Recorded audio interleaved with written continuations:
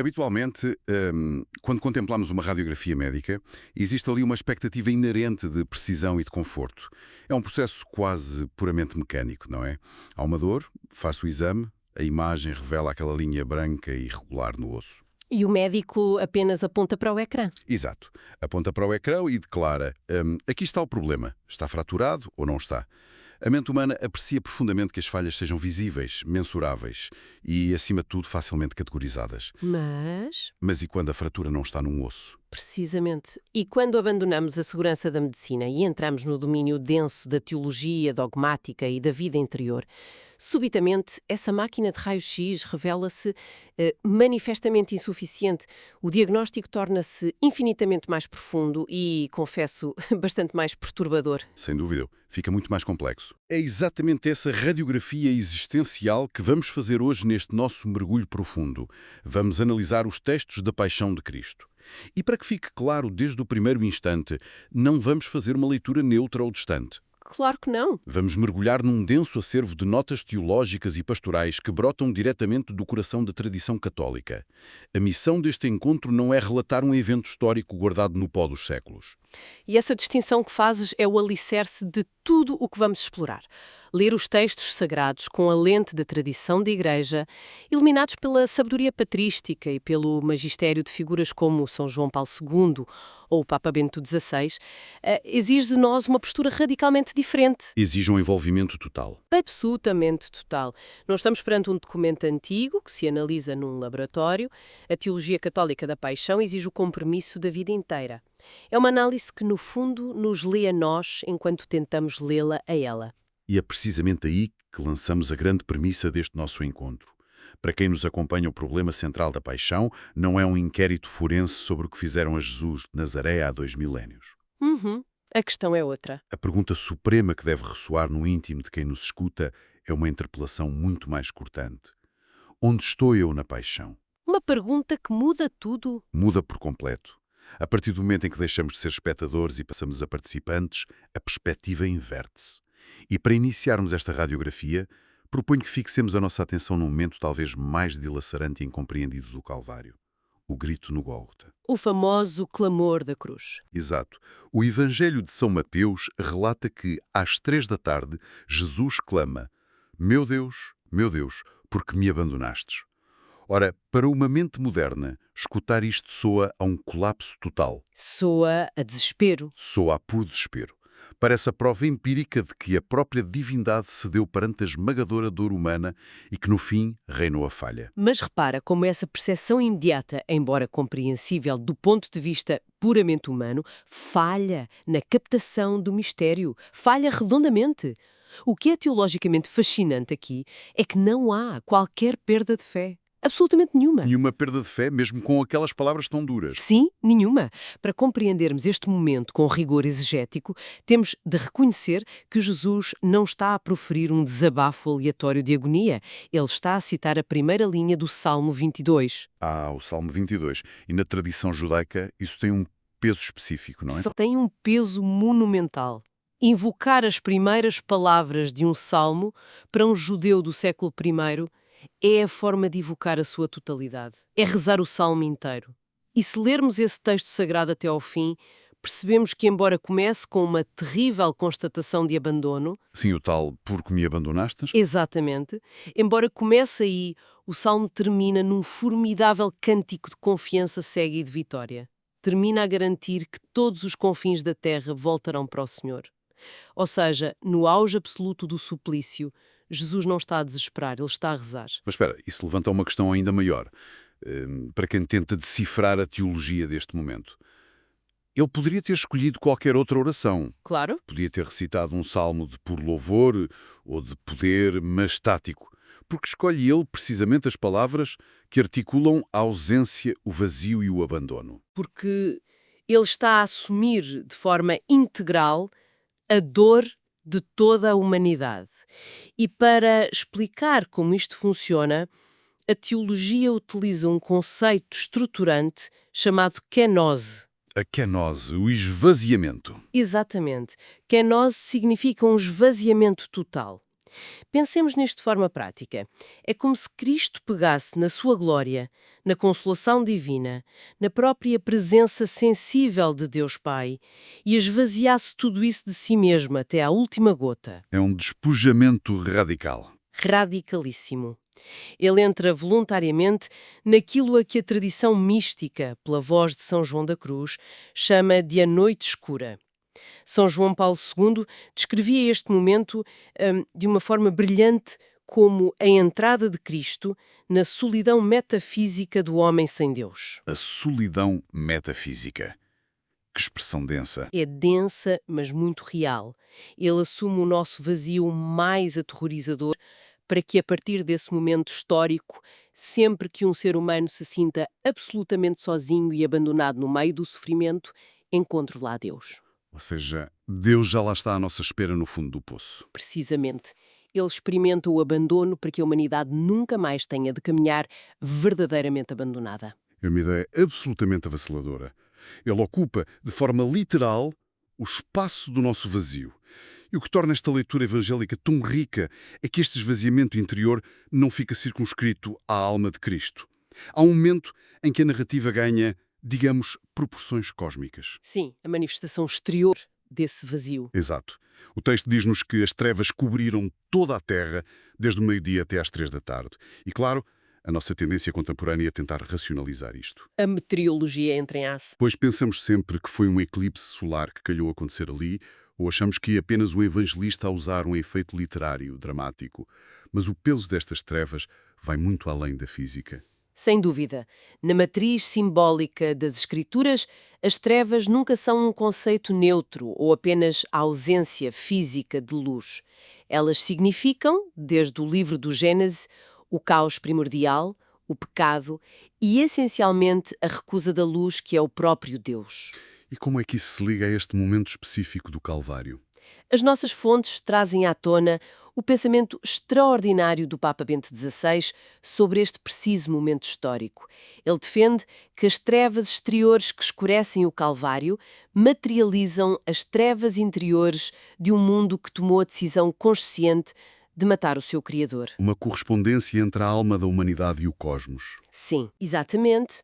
E isto tem uma consequência que altera a própria essência da realidade. O deicídio não é apenas um crime local.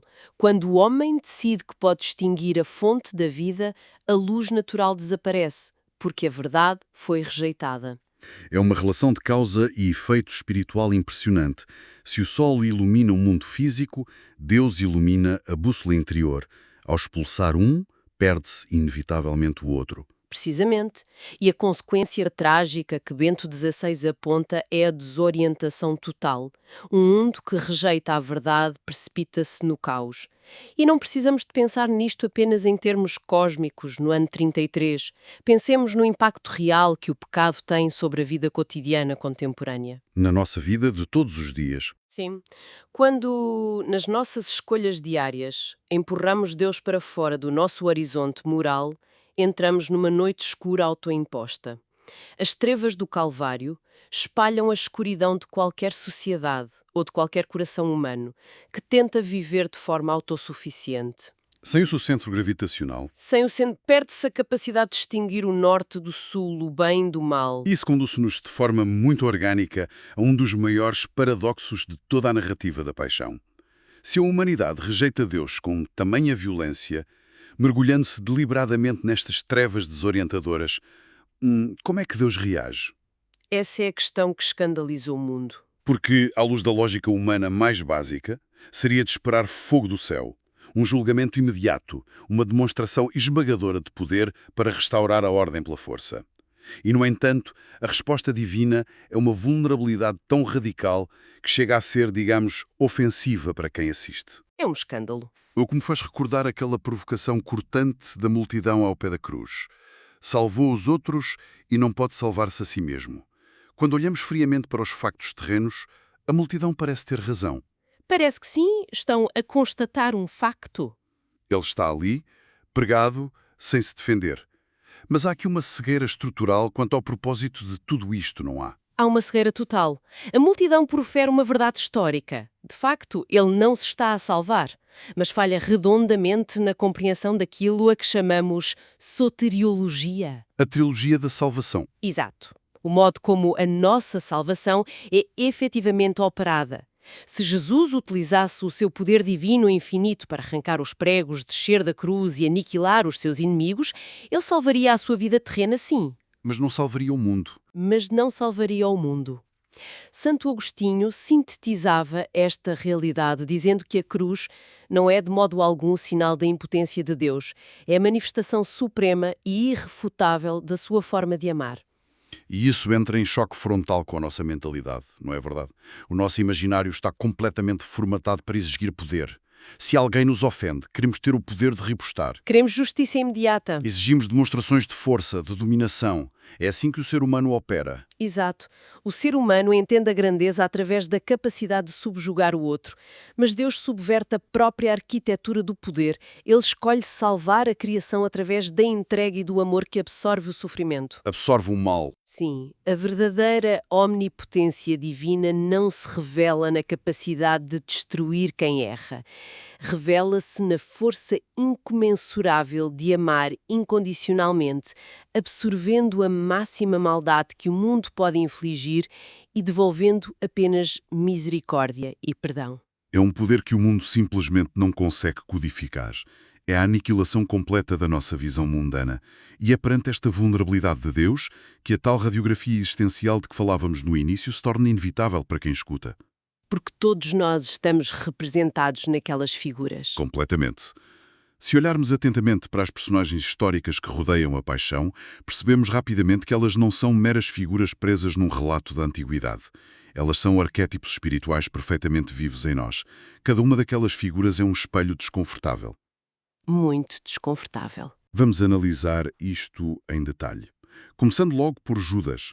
A tendência é pensar nele como um monstro histórico. Alguém inalcançável na sua maldade por ter trocado Cristo por 30 moedas de prata.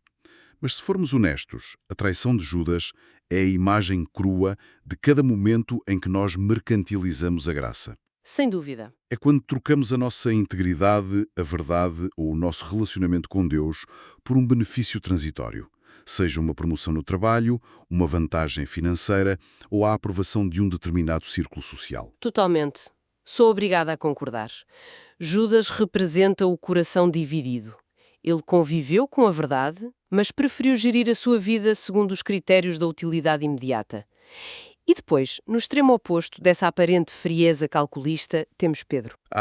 Pedro. Pedro é o excesso de confiança que desmorona. Ainda que todos te abandonem, eu nunca te abandonarei. E poucas horas depois, nega Cristo 3 vezes perante uma simples criada. E não sob tortura militar. Exato, não sob tortura militar, mas por puro pavor social. E não seremos nós, Pedro, tantas vezes? Quantas vezes camuflamos a nossa fé, calamo-nos perante injustiças ou omitimos as nossas convicções cristãs num jantar de amigos ou no local de trabalho? Simplesmente porque temos vergonha. Sim, porque queremos encaixar no molde da sociedade moderna e tememos o isolamento público. Essa é a falha do respeito humano, que a leitura patrística tanto sublinha. Temos mais medo do julgamento dos homens do que do de Deus. E logo a seguir a Pedro temos Pilatos. Pilatos, o burocrata. O burocrata perfeito. Se Pedro cai por medo social, Pilatos cai pela burocracia do mal. Ele é a personificação perfeita do pecado de omissão. Ele examina os factos, ele interroga e conclui publicamente que não encontra naquele homem culpa alguma. Ele sabe a verdade. Ele sabe qual é a verdade e sabe o que a justiça exige. Contudo, para preservar o seu cargo político e não desagradar à autoridade de César ou à fúria da multidão, prefere pedir uma bacia com água e lavar as mãos. O clássico lavar de mãos. Na nossa vida, Pilatos emerge sempre que nos deparamos com uma injustiça evidente e pensamos: isto não é problema meu. É o comodismo de não fazer o que está certo porque o custo pessoal seria demasiado elevado. E a própria multidão que tem um papel aterrador nisto tudo. O mesmo povo que dias antes estendia ramos e gritava Hossana à entrada de Jerusalém, agora exige a crucificação e pede a libertação de um assassino como Barrabás. Uma mudança drástica. Isto ilustra a nossa tendência assustadora para o pensamento de manada. É o equivalente moderno de seguir irrefletidamente a correnteza da opinião pública, o coro das redes sociais. Adotamos o ódio coletivo simplesmente porque é a voz que grita mais alto no momento. Mesmo que isso nos afaste completamente da verdade e de Deus. Exatamente. E não podemos também esquecer os restantes discípulos, que simplesmente fogem em pânico quando percebem que seguir o Mestre exige o sacrifício supremo. Este exercício que acabamos de fazer é teologicamente demolidor, porque o que o relato sagrado nos expõe, com uma crueza inegável, é aquilo que o pecado faz ao amor de Deus. É uma radiografia impiedosa. É mesmo. Aquele espaço físico em torno de Jerusalém concentra, naquelas horas, toda a miséria humana. Toda a humanidade está ali representada e quase toda a humanidade foge ou ataca. O texto destrói qualquer ilusão de que o homem, deixado entregue apenas à sua própria força de vontade, é intrinsecamente bom e inabalável. Não somos. Mostra-nos que somos estruturalmente capazes de abandonar o próprio Criador quando o orgulho, o medo, a conveniência política ou a pressão social se instalam. O quadro que emerge destas fontes é pesado. Quase parece que o relato é dominado por um fracasso total da humanidade. Mas sabemos que a redenção brilha com uma intensidade singular, precisamente nas raras exceções. Naqueles que decidem ficar. Naqueles que, no meio do colapso geral, tomam a decisão monumental de não virar as costas. E é aqui que a perspectiva católica das nossas fontes nos oferece surpresas teológicas belíssimas, porque subverte completamente aquela nossa visão higienizada e moralista de quem pode ser santo. Pensemos no bom ladrão. Uma figura extraordinária. É um criminoso condenado, com uma vida de falhas severas, que de repente prova que a graça divina não pede currículos imaculados. A figura do bom ladrão ganha a sua profundidade máxima quando colocada em oposição ao ladrão mau. É uma dualidade existencial formidável. O ladrão mau encarna o desasteiro e o orgulho blindado. Mesmo perante a morte iminente, a sua única reação é o sarcasmo e a recusa de qualquer conversão. O fechar-se em si mesmo. Exato.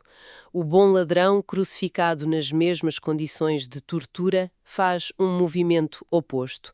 Ele reconhece a sua culpa. Ele diz: nós recebemos o castigo merecido, e no derradeiro instante de vida atinge a conversão. É impressionante a rapidez dessa conversão. E o que as nossas notas teológicas evidenciam aqui é um dogma maravilhoso sobre a cronologia da graça. A salvação de uma alma não se mede em anos de obras perfeitas. Ela pode acontecer no milésimo de segundo em que o coração humano se humilha e decide pedir a misericórdia de Deus. A porta da graça está aberta até o último segundo. Até à nossa última respiração. O bom ladrão é a prova viva disso. E, paralelamente a essa conversão de última hora, temos a presença silenciosa de Maria, mãe de Jesus, do apóstolo São João e de Maria Madalena ao pé da cruz. Não há grandes discursos teológicos da parte deles naquele momento. Não há palavras. Há apenas uma teologia pura da presença. E que lição magistral retira a Igreja dessa presença? Quando analisamos o ministério público de Cristo e a sua agonia, reparamos que ele nunca exigiu aos seus seguidores que fossem líderes invencíveis. Ou que tivessem sempre sucesso mundano. Exato. Que operassem milagres espetaculares ou que reunissem multidões aplaudindo-os. O pedido de Cristo àqueles que o amam, que ressoa desde o Jardim das Oliveiras até ao Calvário, é de uma simplicidade pungente. Permanecei comigo. Apenas isso. Permanecei comigo. A grandeza de Maria e de São João ali não consistia em ter uma estratégia para travar a crucifixão. Eles não podiam fazer rigorosamente nada para alterar os factos políticos e militares. A santidade deles consistiu em permanecer quietos, imobilizados na dor, mas fiéis. Ficaram lá. Ficaram firmes. Ao pé da cruz nunca está o frenesi do mundo. Lá só está quem verdadeiramente ama. A fidelidade na imobilidade. Isso muda a nossa perspectiva sobre como devemos lidar com aquelas situações nas nossas vidas em que não podemos resolver o sofrimento de alguém, mas podemos escolher não o abandonar. O poder da presença silenciosa. Exatamente. E esta permanência culmina no momento cimeiro da nossa fé, a morte de Cristo. E aqui precisamos de traduzir a precisão dogmática para quem nos acompanha. Quando os evangelhos narram o fim, eles são meticulosos na escolha das palavras. Muito precisos. Não lemos simplesmente a constatação biológica, Jesus morreu. O texto diz-nos, com uma solenidade inabalável, que Jesus entregou o Espírito. Qual é o grande salto conceptual entre morrer e entregar o Espírito? Essa distinção sintática é a chave para abrirmos o entendimento sobre o sacerdócio de Cristo. Afirmar que ele entregou o Espírito sublinha a intencionalidade do ato.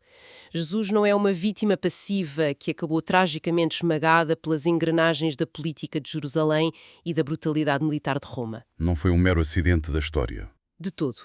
Não lhe tiram a vida à força. Ele é o sumo sacerdote que oferece a própria vida. O que significa que a cruz não deve ser compreendida apenas como um instrumento de execução romana bárbaro. A cruz é, na sua essência espiritual e dogmática, um altar. Um altar? Sim, é um sacrifício voluntário, plenamente consciente e soberano. E é ao compreendermos a cruz como um altar de sacrifício que se dá um dos maiores cliques teológicos da fé católica. O momento em que percebemos a ligação visceral e inseparável entre a paixão no Calvário e o sacramento da Eucaristia. O ponto culminante da nossa reflexão dogmática. Como é que isto se explica de forma clara para quem nos ouve? Como é que a missa e a cruz se cruzam? Vamos usar uma imagem para simplificar a imensidão deste dogma. A Igreja ensina que não existem dois sacrifícios, um há 2000 anos e outro hoje. É rigorosamente o mesmo e único sacrifício. Ou seja, não é uma repetição. Não. Na sexta-feira da Paixão, Cristo oferece o seu corpo e sangue de forma cruenta, ou seja, com derramamento físico de sangue, num evento cravado no tempo e na história. Certo. Contudo, quando participamos na Santa Missa, o altar das nossas igrejas funciona como uma janela que atravessa o tempo e a eternidade. Sobre o altar, Cristo continua a oferecer exatamente esse mesmo corpo e esse mesmo sangue, agora de forma sacramental e incruenta, debaixo das aparências do pão e do vinho. Ou seja, o tempo dobra-se sobre si mesmo. Não estamos ali a lembrar de forma nostálgica algo que já passou, como quem vê fotografias antigas. Jamais. Não é uma mera repetição, nem um símbolo memorialista vazio. É a atualização existencial e perfeitamente objetiva da oblação de Cristo. Aquele mesmo sacrifício torna-se presente no agora. O sacerdote que está no altar e a vítima imolada são a mesma e única pessoa divina. É o próprio Cristo a entregar-se continuamente para a salvação do mundo. Ao tentar juntar as peças de toda esta imensa radiografia teológica que fomos fazendo, sinto que a noção do que significa na prática ser cristão hoje fica totalmente reconfigurada. Fica, porque nos tira da zona de conforto. Fica claro, cristalino, que o cristianismo autêntico não se prova quando a nossa vida é um desfile de triunfos, quando não há problemas financeiros, quando a nossa saúde é de ferro e quando as nossas orações parecem ser respondidas como por magia. Isso é uma ilusão. O verdadeiro seguimento de Cristo só começa a ser testado quando o sofrimento entra pela porta, quando o céu parece silencioso e nós, apesar do medo, decidimos permanecer ao lado da cruz. E é aí que as fontes que estivemos a dissecar nos entregam a sua formulação definitiva. A grande máxima teológica que podemos reter desta análise é profunda, mas muito libertadora. Nós temos a ilusão de que a perfeição cristã é nunca falhar. A ilusão do perfeccionismo moral. Mas a tradição ensina-nos algo diferente. O maior pecado que o ser humano pode cometer não é falhar na sua fragilidade natural. É óbvio que somos fracos, caímos, temos medos, tropeçamos e escondemo-nos como Pedro. Faz parte da nossa natureza caída. Claro, mas o verdadeiro desastre espiritual não é a queda. O maior pecado é desistir de voltar, é o abandono definitivo do Senhor. Por outro lado, a maior santidade concebível não é o puritanismo farisaico de quem acha que nunca comete erros. Mas sim a coragem. A imensa, silenciosa e estoica coragem de não abandonar Cristo quando a cruz se impõe e a noite fica escura. É a diferença entre tentar ser perfeito e aceitar ser fiel. Ao voltarmos à imagem do início da nossa conversa, a tal radiografia, quando olhamos longamente para as passagens da paixão, percebemos que não estamos à procura das fraturas num corpo torturado no passado distante. Estamos, na verdade, a ler as fraturas da nossa própria alma, no tempo presente. Estamos a ver-nos a nós mesmos. Vemos as nossas próprias deserções, os nossos silêncios cobardes, as nossas cumplicidades com o mundo. Mas, simultaneamente, encontramos nessa mesma cruz a fonte inesgotável da graça que nos levanta e nos permite voltar a permanecer ali, firmes ao seu lado. Essa é a grande esperança. E é com isto em mente que chegamos ao fim deste mergulho teológico. Despeço-me deixando a quem nos acompanha uma questão silenciosa, uma provocação espiritual. Se, como vimos, as trevas físicas do Calvário representaram a profunda desorientação de uma humanidade que tentou extinguir o seu Criador, então, de que forma a nossa decisão diária e frequentemente oculta de não fugirmos e permanecermos fiéis ao pé da cruz, suportando os nossos sofrimentos com paciência, não se transforma, afinal, na única luz misteriosa e real capaz de rasgar a escuridão do mundo contemporâneo? Fica a reflexão para cada um. Continue a explorar as fontes.